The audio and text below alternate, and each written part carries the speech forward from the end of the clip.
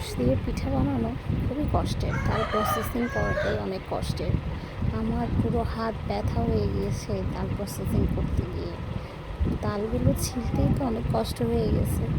যদিও উপরের অংশ ছিলতে কষ্ট হয়নি, তবে নিচের অংশ ছিলতে না একদম হাত ব্যথা হয়ে গেছে আমার। তাল আমার লাইফে আমি কখনো তাল প্রসেসিং করিনি, এর আগে আমার মাই করে দিত। তবে এবার না আমি চেষ্টা করেছি তালগুলোকে প্রসেসিং করে নিতে। তালের প্রসেসিং করে তাল পিঠা বানিয়ে খাওয়ার মজাই আলাদা। আমি চেষ্টা করেছি আমার 2 হাত ভালো করে সাবান দিয়ে ধুয়ে পরিষ্কার পরিচ্ছন্নভাবে তালের রসগুলো নিতে। 2 হাত যখন সাবান দিয়ে ভালো করে ধুয়ে নিয়েছি তখন ভয়টা আর নাই যে জীবাণু থাকবে। তারপর আমি আস্তে আস্তে করে একটু পানি মিক্স করে তালের রসগুলো নেওয়ার চেষ্টা করেছি। আপনারা কি কখনো তালের রস নিয়েছেন, নাকি আমার মতো আপনারাও প্রথম? আমি যেভাবে পেরেছি ঠিক সেভাবেই করেছি। আপনারা কীভাবে করেন সেটা অবশ্যই আমাকে লাইক কমেন্ট করে জানাবেন। তালের রস দিয়ে পিঠা খেতে খুব ইচ্ছে করছিল, আর এটা যেহেতু তালের সিজন, অবশ্যই একবার তো অন্তত খেতে হবে। আমি 4টা তাল এনেছিলাম বাজার থেকে, তালগুলোকে প্রসেসিং করে নিয়েছি। এটা হচ্ছে গুঁড়া পিঠা বানাবো, সয় পিঠা। সেই পিঠা বানানোর জন্য যে প্রসেসিং সেটা করে নিচ্ছিলাম।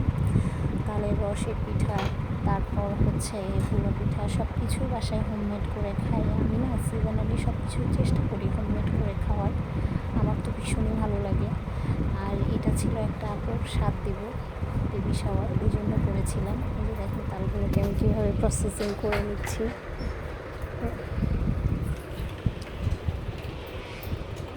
কষ্ট, হাতটা ব্যথা হয়ে যায় তাল রস নিতে নিতে। তারপর একটা ঝুড়ির মধ্যে নিয়ে এভাবে করে করে করেছি। ভালো করে নেওয়ার পরে আবার তালের রসটাকে এভাবে করে দিয়েছি যাতে সম্পূর্ণ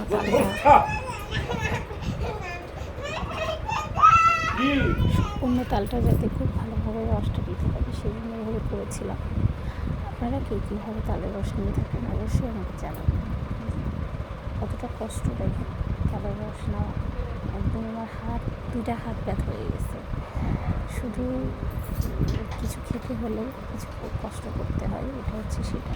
কিছু খাবো, কষ্ট করবো না, তেমন কেউ হবে না। এই জন্য অনেক চেষ্টা করেছি আমি যেভাবে পারি সেভাবে দিতে।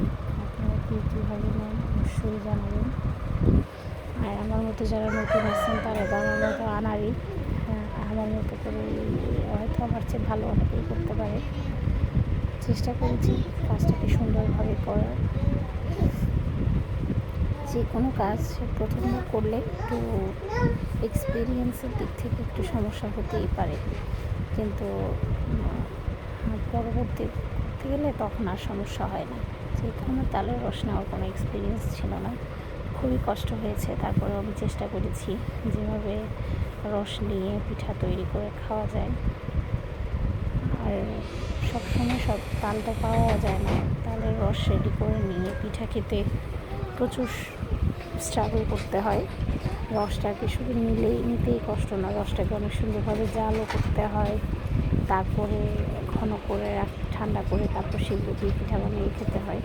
প্রসেসিং অনেক কষ্ট। আশা করি আমার ভিডিওতে আপনারা দেখছেন আমি কতটা কষ্ট করে তালের রস নিয়েছি।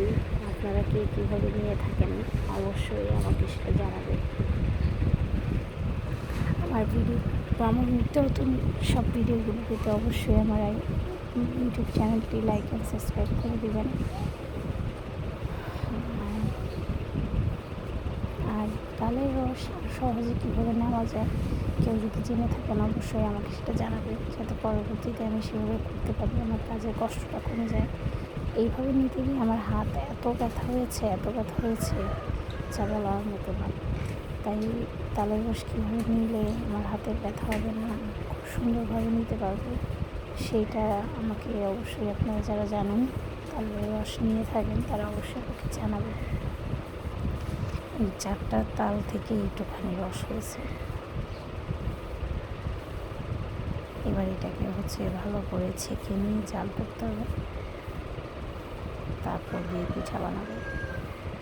দেখেন কতটা সুন্দরভাবে নিয়েছি। এবার এটাকে জাল করে ঘন করতে হবে, জাল করে ঘন করে তারপর এটা দিয়ে পিঠা বানাবো।